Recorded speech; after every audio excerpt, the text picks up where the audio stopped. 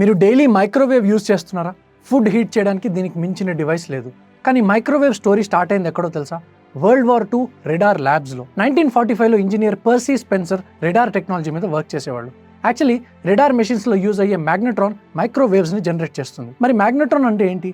అదొక high power radio waves create చేసే device. Radar systems లో వాడతారు. ఒకరోజు ఆయన పాకెట్ లో ఉన్న చాక్లెట్ బార్ సడన్ గా మెల్ట్ అయింది. అప్పుడు ఆయనకు ఒక క్వశ్చన్ వచ్చింది, ఇక్కడ హీట్ సోర్స్ ఏం లేదు కదా, మరి చాక్లెట్ బార్ ఎలా మెల్ట్ అయింది అని. క్యూరియాసిటీతో ఆయన ఎక్స్పెరిమెంట్స్ చేయడం స్టార్ట్ చేశారు. కార్న్ సీడ్స్ పెట్టి చూడగా అది పాప్ అయింది, అండ్ ఈవెన్ ఎగ్ పెట్టి చూడగా అది ఎక్స్ప్లోడ్ అయింది. అప్పుడు ఆయన ఒక విషయం రియలైజ్ అయ్యారు, మైక్రోవేవ్స్ ఫుడ్ లో ఉన్న వాటర్ మాలిక్యూల్స్ ని వైబ్రేట్ చేసి లోపల నుండి హీట్ క్రియేట్ చేస్తుందని. 1945లో పేటెంట్ ఫైల్ అయింది. 1947 కల్లా ఫస్ట్ మైక్రోవేవ్ ఓవెన్ లాంచ్ అయింది. సైజ్ ఏంటో తెలుసా? ఇప్పుడున్న మైక్రోవేవ్ లాగా కాదు, ఎన్నో రెట్లు పెద్ద, 6 feet height and 750 kgs wait.